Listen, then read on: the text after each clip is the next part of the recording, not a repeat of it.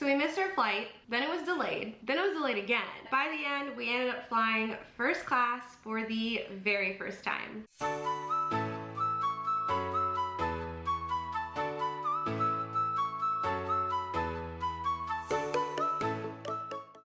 So today I have quite the travel story to share with you guys. It's kind of a long one, so grab a drink, kick your feet up, and let's get started. Traveling during the holiday season in general is always just a busier time of the year, but in my opinion, the 2021 to 2022 holiday travel season was like on a whole other level of chaos. Thousands of flights were canceled per day, starting the week before Christmas, and it's even happening the first week of January as I'm filming this right now. Not only were there just more passengers flying this time of year, but flight crews were also calling out sick, and snow and ice were causing even more delays and cancellations across the country. I mean, even SeaTac experienced snow, and it doesn't typically snow in the Pierce and King County area of Washington. Of course, before I dive in here, I just want to say that even with the stress that can come from traveling, it's always so worth it for us to spend time with family and friends. Flying in general just requires you to have an extra level of patience, especially during the holiday season. And with that in mind, we also believe that exercising empathy as much as you can, it really was the key to success for us in surviving this holiday travel season. So much so that I believe that our patience was rewarded with good karma, and it landed us our very first class flight with Alaska Airlines. So yes, even our cat Sherbert flew first class for the very first time.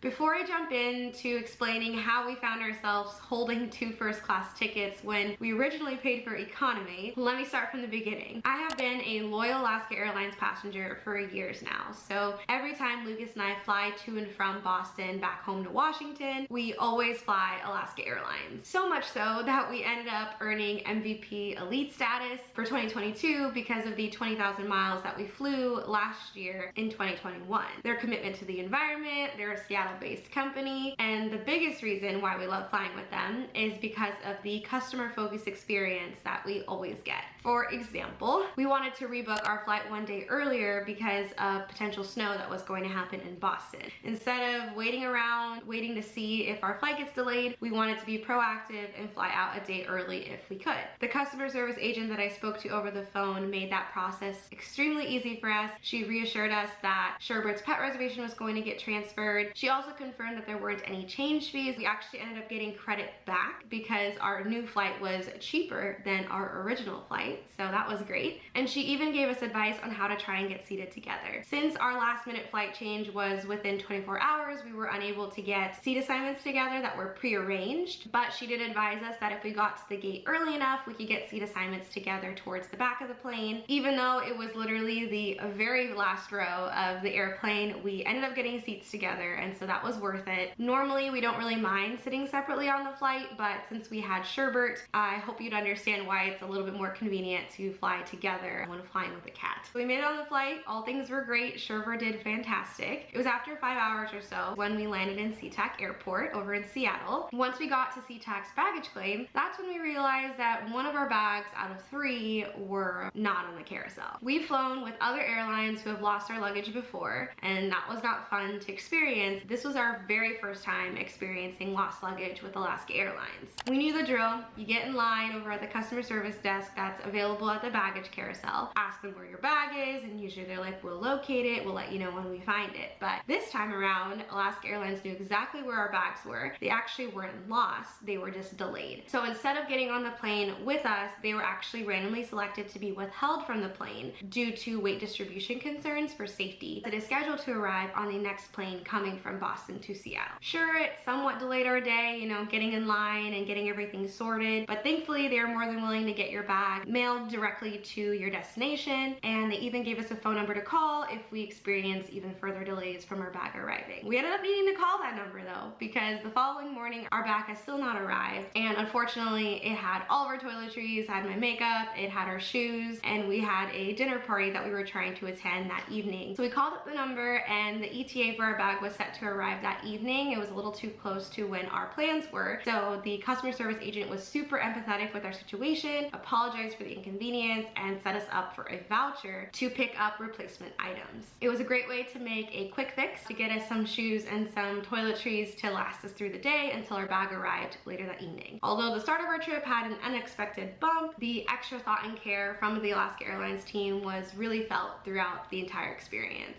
So on that note, we had a really great evening having dinner with family. We just had a great time in Washington in general, seeing friends and family and being able to experience the holiday season with them. It's always worth the stress of travel, again, in my opinion.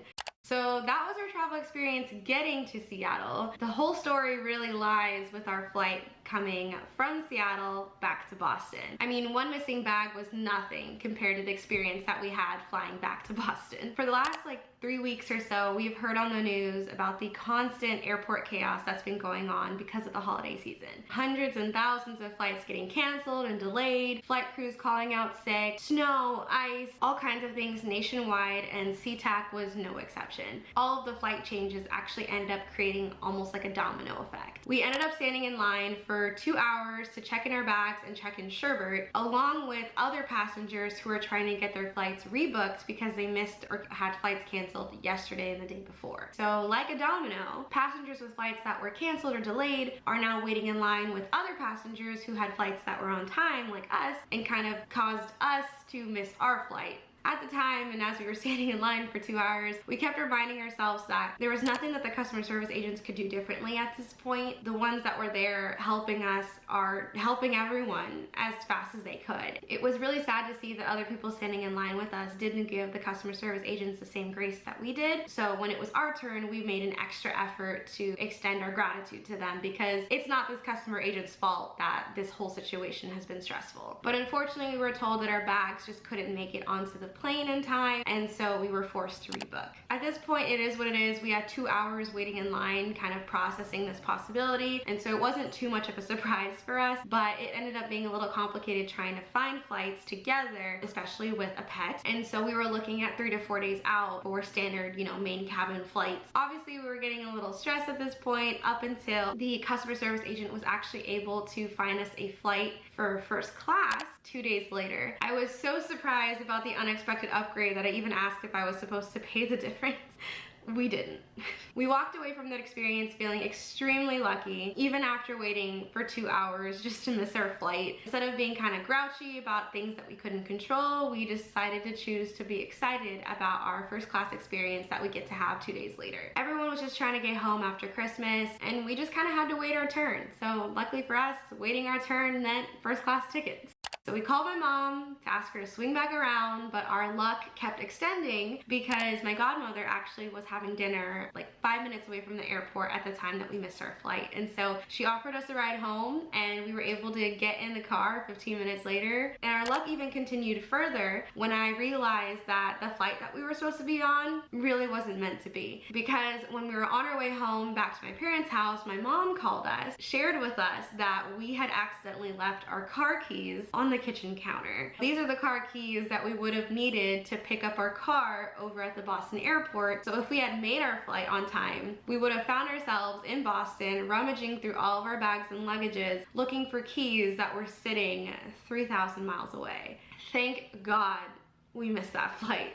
2 days later, we made it back to the SeaTac airport, and this time we were 3 hours early. Even with the expected shorter line at first class, and even with TSA Pre-check, Lucas and I both agreed that we'd feel a lot better with just being at the airport early and sitting around versus having the same thing happen again. The first class line ended up taking us maybe 10 minutes total. We checked in our bags, checked in sherbet, and before we knew it, we were walking to the TSA gate. For this flight back to Boston, this was only our second time ever using our TSA pre-checks, but so far it has been so worth it. I typically fly with sherbet and 2 laptops. I usually bring my personal laptop and my work laptop with me, but This time we got to keep our shoes on, keep the laptops in the backpacks, and all I had to worry about was taking Sherbert in and out of his carrier. This really just took like 10 minutes tops to get through security. Our travel day was going much more smoothly compared to the last time, but that was until our flight got delayed from 3:45 p.m.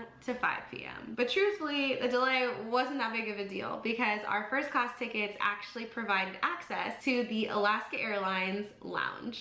And what an absolute treat it was to spend some time at the Alaska Airlines Lounge. We picked a peaceful corner so that way Sherbert could nap while we were waiting for our flight, which also had comfy chairs for Lucas and I and a great view of airplanes taking off. We also had tons of snacks and beverages to choose from. We had chowders and soups, a salad bar, waffles, pancakes, fruit, pastries, unlimited coffee, and even alcohol. All of this was unlimited and complimentary. This lounge in particular also provided faster Wi-Fi, plenty of outlets to charge all of our devices, and the ceilings were so high that you really didn't feel like you were stuck at a stuffy airport. I ended up doing some work, so the time passed by really quickly. I only really started to feel restless once our delayed flight went from 3:45 to 5 to 6:15. At about 5:30 or so, Lucas and I decided to leave the oasis of the Alaska Airlines Lounge to make our way down to our terminal to kind of finish the duration of our wait at the gate. We soon discovered that our flight was delayed even further because we were waiting on our pilots. After exercising even more patience, the pilots finally arrived and all the passengers greeted them with applause and cheers as they deserved.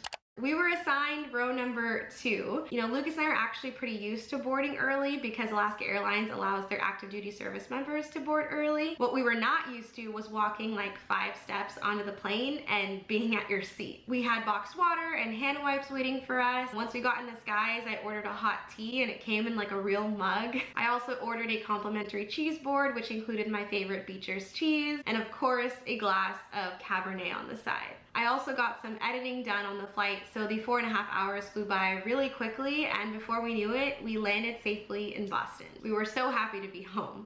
Alaska Airlines really knew what they were doing by giving us a taste of the first class life. Moving forward, Lucas and I are going to think twice about whether or not we want to upgrade our flights when there's those deals that come out. If you've ever flown home for the holiday season, you know that just staying flexible is really the only way to go in order to survive the chaos. At the end of the day, just reminding ourselves that flight attendants, pilots, customer service agents, they're all human too. They're all trying to get you where you need to go, and so just staying patient can sometimes reward you with a first class experience. That is my travel story. We are back safe and sound for the new year. I hope you guys had a wonderful holiday season with family and friends. As I'm filming this right now, there are still flights that are getting canceled and delayed, and so hopefully you guys are safe and sound back at home, and if not, we hope you get home safe soon. So we have a lot of travel content in store for you guys for 2022, and until the next video, I'll talk to you guys soon.